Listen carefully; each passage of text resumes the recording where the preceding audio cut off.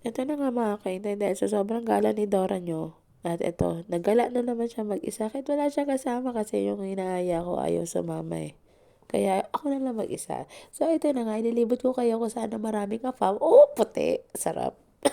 Alam niyo ba dito sa pinuntahan kong lugar ay talagang halo-halo ang mga foreigner dito at hindi lang foreigner at mga lokal. So kayo ay nagaanap ng apam o punta kayo dito kung saan ang sentro ng mga bar, club, mga inuman karaoke, mga restaurant, mga stripper, yan, mga amusement park nandito na to sa lugar na pinuntahan ko. Nakita nyo, side by side, kaliwat kanan, harap likod, lahat talaga yan, purong bar yan, ganun. Kaya kung nalulungkot kayo, punta lang kayo dito. At dito baka malay nyo, dito yung makabangga ang inyong the one. Ay, kaya ko nga palang nalaman tong lugar na to. Ay, kasi nga dati rin ako dito nakapag part-time. Hindi ko na nga lang talaga tinuloy yung pagpa-part-time is kasi baka tumagos ako sa dingding. At, alam nyo na, umaga trabaho sa hotel, tapos pagdating ng gabi, ganito, kantahan, o, diba? Wala ka ng tulog, 2 oras na misa nga, wala pang tulog, talaga diretso pasok na lang. So, hindi ko kinaya at sinabi ko na lang sa kanila na I can make it. Because maybe I die if I continues this one, 2 jobs, night and day. So, yun. Naunawaan naman daw nila. At saka okay lang naman din kasi nga, syempre, ang pagpa-part-time, hindi talaga legal ang pagpa-part-time dito. Kaya kayo, ingat-ingat doon sa mga kabayan ko na nagpa-part-time. Actually, ito is okay lang naman din sa company ko kasi I think this is not totally talagang, bawal kasi hindi naman siya pareho ng hotel as hotel. So, iba naman industry to. Kaya okay lang din. Pagpasensyahan nyo na nga pala yung boses ko ngayon. Talaga sobrang lamig na dito sa Hungary. At saka, alam mo, buwan na akong inuubos, sinisipon at walang palasa. Pili ko nga talaga may COVID na ako. Hindi ko lang alam. I don't want to go to the doctor because syempre sayang din kasi yung oras at saka yung porsyento na mawawala sa'yo pag ikaw ay umabsent.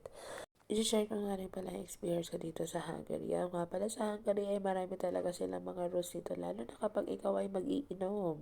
Kapag sinabi mo mag-iinom ka sa isang bar, kailangan doon ka lang pibili ng bar sa kanila. Hindi ka allowed na magdala ng ibang inumin galing sa labas. So kapag nakita nila na ikaw ay papasok sa bar nila at ibang alak ang dala mo or ibang baso ang dala mo, ay palalabasin ka nila automatic. At gano'n na nga. At tapos, mostly sa mga ganitong bar ay talaga hindi sila nagsaserve ng mga pagkain. Kung kayo ay mahilig kumain while drinking, hindi nyo to porte. At doon kayo sa ibang mga bar na talagang may mga table and chairs. Ito kasi is parang karaoke bar lang siya at alak lang ang sinaserve lahat. Wala nang mga pulutan, like mga pika-pika, walang ganon. Hindi katulad sa Pilipinas. So kapag may inuman ay may pulutan. Nasisisig pa nga diba? Dito wala talaga, as totally alak lang at karaoke.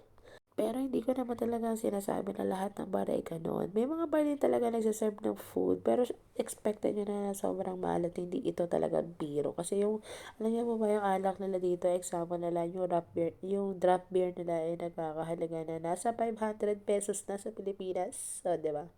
Kaya kung kayo ay gusto nyong mag-inom, magwalwal sa labas or kung magkumanta lang, uminom na kayo sa bahay para makatipid kayo, 'di ba? This is the way na para makakatipid talaga kayo ng matindi.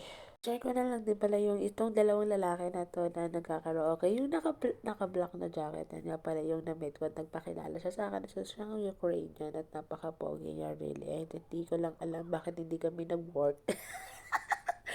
I'm joking. We are still friends.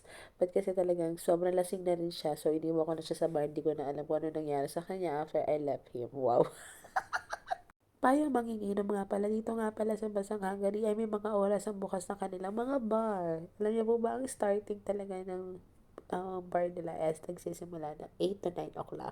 So, opening pa lang yun. Alam niyo po ba kung ano oras siya nagsasara? Alas 5 to alas 6 ng umaga sila nag-close. Kaya kung expected nyo, pagpunta nyo ng umaga, marami na tao, nakakabalik kayo. Pumunta kayo ng mga alas 12, alauna na madaling araw. Doon pa lang talagang maraming tao na. Pero kung gusto mo talaga mauna ka sa karaoke at gusto mo pabida ka at mag-concert ka, punta ka ng mga alas 8. Pag-isa mo. Punta ka na doon. At saka hindi lang ito yung talagang sinasabi ko sa inyo na may mga karaoke bar din. marami ding place at ito na lang talaga yung pinakagusto kong spot kasi 50-50 siya doon sa highway na sasakyan namin. So, kaya hindi na ako masyadong maglalakad, o, di ba? May pahawak moment na nakabay ito si Pretty Boy. Alam mo ba? Ay, bait-bait nito. Nagigigil ako na libre niya nga pala ako ng alak. At yun, nagkasundo kami. Pero hindi ako nagpalibre ng marami. Isang glass of wine lang talaga yung pinalibre ko sa kanya. Kasi wala talaga ako balak dito maglasing. Kasi kinabukasan ay ako ay mayroong pasok. So, ayun na nga. Sana may naintindihan kayo kahit paus ako. Bye!